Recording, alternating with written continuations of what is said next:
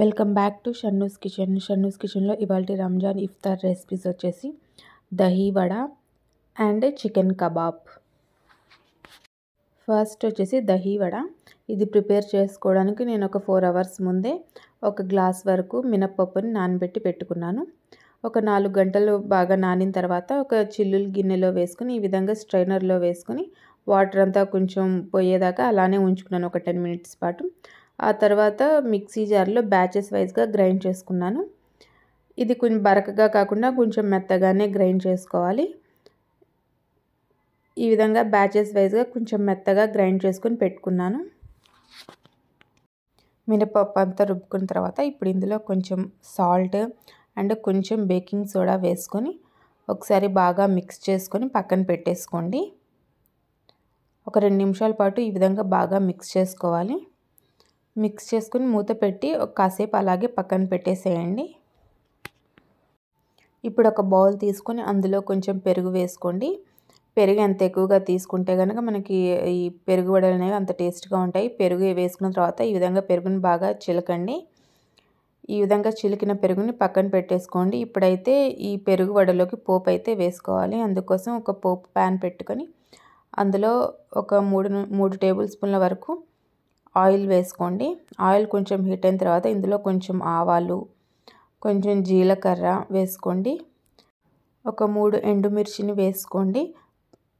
కొంచెం బాగా సన్నగా తురిమిన అల్లం వేసుకోండి. అల్లం ఫ్లేవర్ దహీ వడలో చాలా బాగుంటుంది. కొంచెం కరివేపాకు వేసుకోండి. గ్రీన్ చిల్లీ కూడా ఒకటి సన్నగా కట్ చేసుకొని వేసుకోండి. ఇవన్నీ వేసుకొని బాగా వేగాక స్టవ్ ఆఫ్ చేసేసుకోండి. కొంచెం వేగితేనే మనకి టేస్ట్ అనేది బాగుంటుంది. సో ఒక 2 నిమిషాల పాటు బాగా వేయించుకొని స్టవ్ ఆఫ్ చేసేసుకొని ఒక 2 నిమిషాల పాటు అలానే పక్కన పెట్టేసేయండి.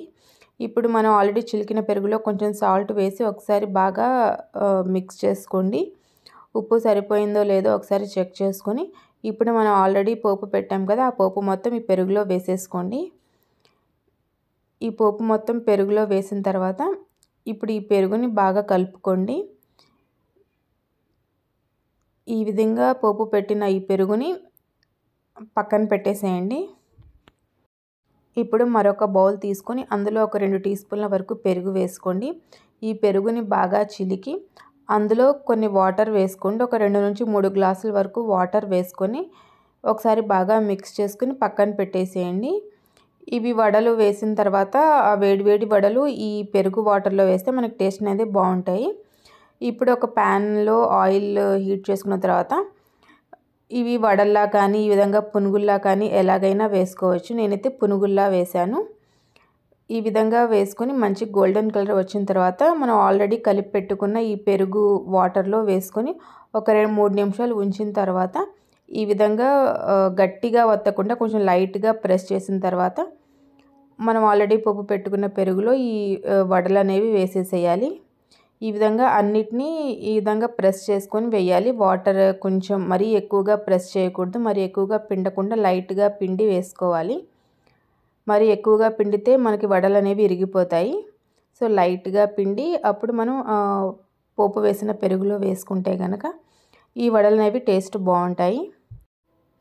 ఈ వడలను ఒకసారి లైట్గా స్పూన్తో జస్ట్ పైన అలా మిక్స్ చేసుకొని ఇలా పెరుగంతా స్ప్రెడ్ చేసుకుని ఒక 2 అవర్స్ పాటు అలాగే కదపకుండా ఉంచితే కనుక మనకి టేస్టీ పెరుగు వడలు అయితే రెడీ. ఒక 2 గంటలు ఉంచితే కనుక మన ఈ వడలు పెరుగంతా అబ్జర్వ్ చేసుకుని చాలా టేస్టీగా చాలా బాగుంటాయి.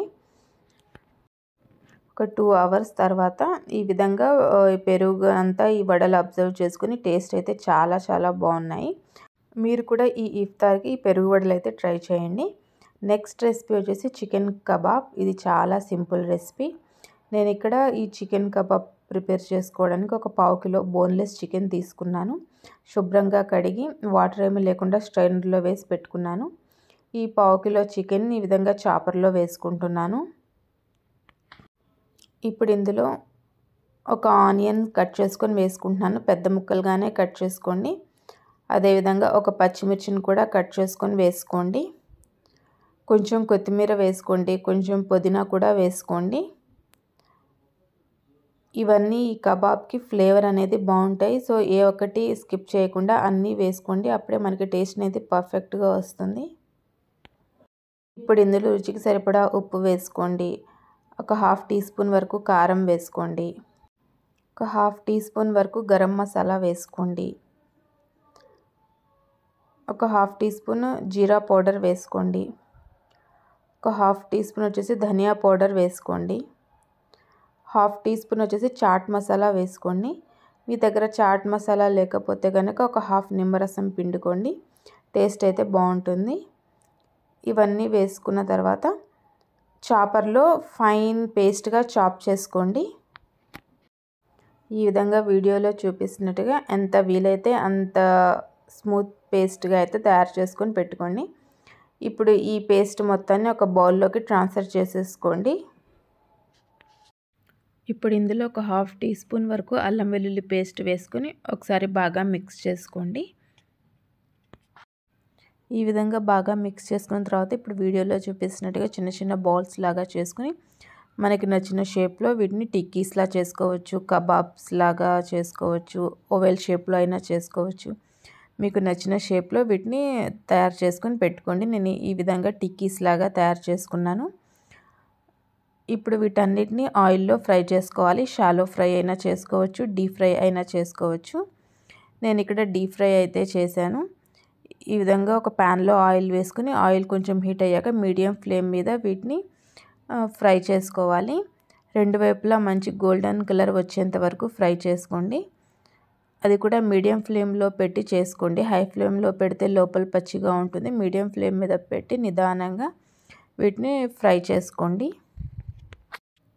ఈ విధంగా మంచి గోల్డెన్ కలర్ వచ్చాక టిష్యూ పేపర్ మీద తీసేసుకొని ఆ తర్వాత సాస్తో సర్వ్ చేసుకుంటే టేస్టీ చికెన్ కబాబ్ అయితే రెడీ. అదేవిధంగా మిగతా అన్ని కబాబ్స్ని కూడా ఇదే విధంగా ఆయిల్లో డీప్ ఫ్రై చేసుకోండి. ఇది టమాటో కచప్తో కానీ గ్రీన్ చట్నీతో కానీ దేంతో తీసుకున్న టేస్ట్ అయితే చాలా బాగుంటుంది. మీరు కూడా తప్పకుండా ఒకసారి ఈ రెసిపీని అయితే ట్రై చేయండి.